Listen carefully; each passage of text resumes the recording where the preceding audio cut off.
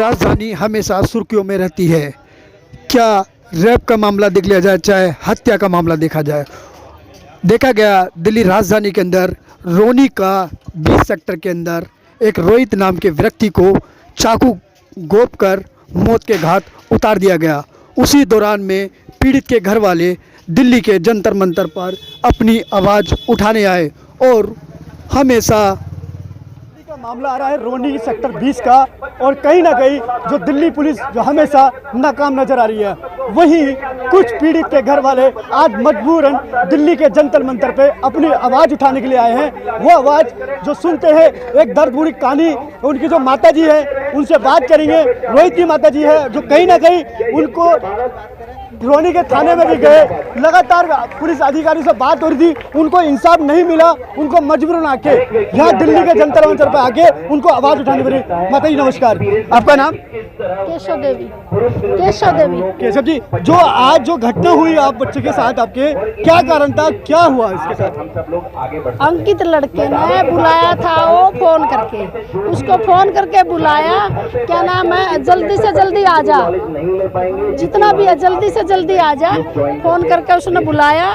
क्या नाम है, लड़के को हम 11 बजे 7:30 बजे घर से निकला लड़का, और 11 बजे तक लड़के का फोन मिलता रहा। 11 बजे के बाद फोन बंद होगा लड़की, 11 बजे के बाद फोन बंद होगा। तो अंकित नाम का लड़का और एक और लड़की है, और एक उसका भाई है, उसका बाप है, और क्या नाम है, एक अमित नाम का लड़का, उन्होंने क्या नाम है मेरे बेटे को बुलाया, पहले लेके रॉकी क्लब में ले जाकर उसको नचाया, ये करा, फिर रह गया 8 सेक्टर 4थी मंजिल पर चढ़ाकर, फिर लड़के को अंदर कमरे के भीतर फुटेज में दिख रहा, फुटेज में सारी ऐसी की ऐसी आ रही पूरी फुटेज में, क्या नाम है, अंदर से ऊपर से 4थी मंजिल से चाबी पा करे बंदा चढ़ने लग रहे। तो ये जो आप लोग गए थे पुलिस के पास, पुलिस ने हमेशा क्या दिलासा देती है आप लोगों को? हमारे को कुछ नहीं, वो कहते खुद सुसाइड करा। 45 फुट से जो बंदा गिरेगा उसका सिर साबित नहीं मिलेगा कभी भी। ऐसे नुकेली चीज मार रखी है उसको, यहाँ से काट रखी है उसको, ये चीजें तोड़ रखी है, पूरी तोड़ रखी, गर्दन तोड़ रखी है। अच्छा, ब्रेन में भी चोट आई भी उसके? ये चीजें सारी, ये पंच मार की, ये चीजें पेट की खाल तर रखी है, कोई ना कोई चीज मार, ये कोई ऐसी कुल्हाड़ी टाइप में मार रखा है, पूरी जींस की पैंट कटी है पूरी, दोनों हाथ तोड़ कर, यहाँ से हाथ तोड़ रखे, ऐसे मुड़ रहा, ये भी हाथ तोड़ रखे, पूरी टांगे तोड़ रखी, और ये चीजें तोड़ रखी, पूरी गर्दन तोड़ रखी है। तो देखते हैं जो कहीं ना कहीं पीड़ित के घर वाले, हमेशा उनकी माता जी से बात हुई है, उनके पिताजी भी हमारे साथ है, जो हमेशा कहते हैं ना इंसाफ की नगरी कहीं ना कहीं ढूंढती है, और जो पीड़ित का घर है वो कहीं ना कहीं हमेशा दर दर की ठोकरें खाता रहता है, उनको इंसाफ मिलता नहीं है। फिर भी ये उम्मीद लेके आए हैं शायद दिल्ली के जंतर मंतर से कुछ इंसाफ मिल जाए, हमारे बच्चे के ये जो हत्या हुई है उसका कोई निर्णय मिले, शायद उनको कुछ आवाज़ उठे। इस आवाज़ उठाने के लिए उनके पिताजी हमारे साथ हैं। सर आपका नमस्कार। नमस्कार सर, हमारे चैनल में आपका स्वागत है। और आप लोग जो आए हो, आवाज़ उठा रहे हो लगातार, जो आपके घर में एक ही व्यक्ति था जो आपके पूरे परिवार को चलाता था, क्या कहना चाहिए इस पर? सर, मैं आदरणीय नरेंद्र मोदी और अमित शाह से अनुरोध करता हूं कि मेरे बेटे को कहीं से भी इंसाफ नहीं मिल रहा है। आपसे हमारी प्रार्थना है कि आप हमारे बेटे को इंसाफ दिलाई जाए।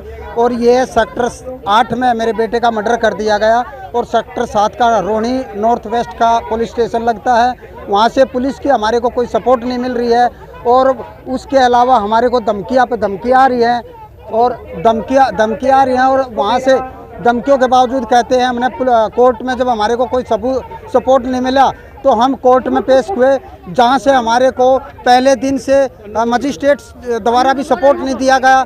बाद में एडवोकेट के द्वारा आहिस्ता अनुरोध करने पे हमारा केस फाइल किया, और उसके बाद अभी तक कोई आरोपी अरेस्ट नहीं हुआ है, और खुलेआम घूम रहे हैं और धमकियां दे रहे हैं कि आपके तीनों लड़कियों को और आप लोगों को उठा के ले जाएंगे, मारवा देंगे, या तो केस वापस ले लो। और भारत के नागरिक होते हुए हमारे को भारत में रहने का क्या अधिकार है जब हमारे को यहाँ इंसाफ नहीं मिल रहा है, कोई सिस्टम नहीं है, यहाँ की कोई नागरिकता पर ऐसा कोई लॉ नहीं है। जो खुलेआम धमकियाँ दे रहे हैं, जो उनको अरेस्ट नहीं किया जा रहा है, आयु के द्वारा हमारे को धमकियाँ दी जा रही हैं कि आपको अरुषि हत्याकांड की तरह उठा के अंदर कर देंगे। यानी कि पुलिस प्रशासन के द्वारा भी आपको धमकी दी जा रही है। पर वही उनकी जो बड़ी बहन है अन्नू जी, आपसे बात करते हैं। जो आप लोग इस रोड पे आपको उतरने का जो कारण हुआ आपकी भाई की वजह से, आप भाई की आवाज़ उठा रहे हो, भाई के लिए इंसाफ मांग रहे हो। और आप देखो ये जो लोग हैं, ये 3 बहनें हैं, जो 3 बहनों एक परिवार, जो पूरा परिवार चलाता है, एक रोहित, वो पूरे घर का एक मसीहा था, वो मसीहा आज इस बीच में नहीं रहा। और अन्नू से बात करते हैं, और अन्नू उनकी बड़ी बहन है। अन्नू बहन, क्या रहा और जो क्या कारण था जो इस घटना का ये रीज़न आना पड़ा? इस घटना का रीज़न ये था कि मेरे भाई को कोई इंसाफ नहीं मिला, कोई जस्टिस नहीं मिला। कहने को सब कुछ है लेकिन कोई हमें सपोर्ट नहीं कर रहा है, पुलिस नहीं कर रही है, वो कोर्ट से मेरे को कोई सपोर्ट नहीं मिल रहा है। मैं अपनी चप्पलें घिसा रही हूँ, मैं अपने घर में सबसे बड़ी हूँ। मेरा भाई करता धरता था, मेरे भाई के हाथों में सब कुछ रहता था। आज मेरा भाई नहीं है तो मेरी फैमिली हर चीज़ से बेबस है। हमें हर चीज़ के लिए हमें धमकियाँ दी जाती है। मेरे पापा को बोला जाता है तुम्हारी तीनों बेटियों को उठवा देंगे, तुम्हारी तीनों बेटियों का ये करा देंगे, वो करा देंगे। अगर मैं कल को मेरी फैमिली में से किसी को भी कुछ होगा तो मेरी बकायदा हमारे किसी भी उस चीज़ के लिए, अगर मेरी फैमिली में किसी के लिए भी कुछ हुआ तो उसके लिए जिम्मेदार सिर्फ और सिर्फ पुलिस होगी। क्योंकि पुलिस, दिल्ली पुलिस हमें कोई सपोर्ट नहीं कर रही है, हमें कोई सेफ्टी नहीं दे रही है। और प्लस वो लोग होंगे जो हमारे आगे, जब वो मेरे भाई का मर्डर करा सकते हैं तो हमें भी करा सकते हैं। अन्नू जी, आपको पता कैसे लगा जो आपका भाई का मर्डर हुआ? आपको पता कैसे लगा? मैं एक्चुअली बेसिकली मैं गुड़गांव में जॉब करती हूँ, एमएनसी में। तो मेरे को मेरे फादर का फ़ोन आया था, ही सेड कि ऐसे ऐसे बात हो गई है। मेरे को एसएचओ का फ़ोन आया है और एसएचओ का फ़ोन आया है, बुलाया है। मैंने कहा क्या बात हो गई पापा जी? तो बोले कि पता नहीं, बता नहीं रहे, बोल रहे बस आ जाओ आ जाओ आ जाओ। मैंने कहा चलो कोई बात नहीं, मेरे को नंबर तो मैंने उनसे बात करी। एसएचओ मेरे को बोलते हैं कि आप भी आ जाओ, ऐसे बोल के हमें बोल दिया। कुछ नहीं बताया हमें, मेरी फैमिली को कुछ नहीं बताया। मेरी मम्मी पापा वहाँ पहुँचे, मेरी मम्मी को थाने के बाहर बैठा दिया उन्होंने। मेरे पापा को अंदर ले गए और अंदर ले जाने के बाद मेरे पापा से ब्लैंक पेपर पे साइन करा लिए।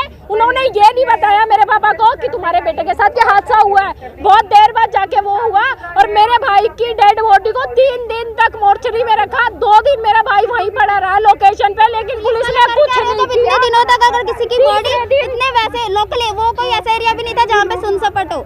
वहाँ पे पूरा मतलब रोड पूरा चलता था, भीड़ भड़ाके का एरिया है रोनी का। और वहाँ पे मेरा भाई तीसरे दिन पुलिस वालों को मिला। पुलिस वाले कर क्या रहे? इतनी बारिश में मेरा भाई बिल्कुल गोरा चिट्टा था। मेरा भाई ऐसे पड़ा रहा वैसे बेवारस की तरह, जिसकी कोई आगे पीछे कोई नहीं है, उसकी बॉडी पड़ी रही। पुलिस ने कुछ नहीं किया। मेरे भाई को, मेरे पापा को बताया 19 तारीख को सुबह मॉर्निंग में, और उस टाइम पे मेरा भाई मोर्चरी में लगा रखा था। और जब तक हम मोर्चरी पहुंचे उन्होंने फटाफट मेरे भाई का पोस्टमार्टम कराया। अन्नू, मैं आपसे एक ये सवाल करना चाहूँगा, जिन लोगों ने मारा वो क्या जुनैल बच्चे थे या पीढ़ी समझदार बच्चे थे? समझदार बच्चे होते। अगर समझदार घरों के बच्चे होते तो ऐसा कांड नहीं करते। I am also educated person, मेरी फैमिली एजुकेटेड है। अगर हम भी ऐसे कांड करेंगे तो दुनिया कहाँ जाएगी? ये इतने लोग हैं, दे ऑल आर एजुकेटेड, ये सब पढ़े लिखे हैं, तो क्या ये भी हर कांड करेंगे? ये भी ऐसे मर्डर करेंगे? वो बच्चे नहीं थे, वो क्रिमिनल्स थे, वो 2 नंबर का काम करते हैं। किसी का कोई और धंधा है, कोई स्मैक है। अन्नू, कोई लव मैरिज का मामला तक क्या था? लव मैरिज का कोई मैटर नहीं था। लव मैरिज का कोई मैटर नहीं था। वो लड़की मेरे भाई से टाइम पास कर चुकी थी, अब उसका मन भर गया। वो ऐसी लड़की है जो टाइम पास कर। का नाम क्या था? सॉरी, मैं लड़की का नाम नहीं बता सकती। It's a confidential. रुको, इट्स अ कॉन्फिडेंशियल। मैं लड़की का पूछो, अगर आपको पूछना, अगर आपको लड़की का नाम जानना है तो आप थाने में जाओ, वहाँ से पूछो, उनसे पूछो, वो बताएंगे। मैं अपने मुँह से नहीं बोलूंगी, because I am also a girl. मैं भी एक लड़की हूँ। आज मैं किसी भी एलिगेशन लगा सकती हूँ, कल को मेरे को भी लगा सकता है। ठीक है, तो ये देखा गया ये रोहित की बहनें जो जिस तरह से आवाज उठा रही है, और कहीं ना कहीं जो आवाज हमेशा दिल्ली के जंतर मंतर से हर व्यक्ति अपनी आवाज़ उठाता है, और वो आवाज़ किस लिए उठाता है? कहीं ना कहीं उनको इंसाफ मिला जाए। इंसाफ मिलता तो नहीं है, हमेशा यहीं आके रुक जाता है। कैमरा पंकज के साथ दीपक कुमार, दिल्ली।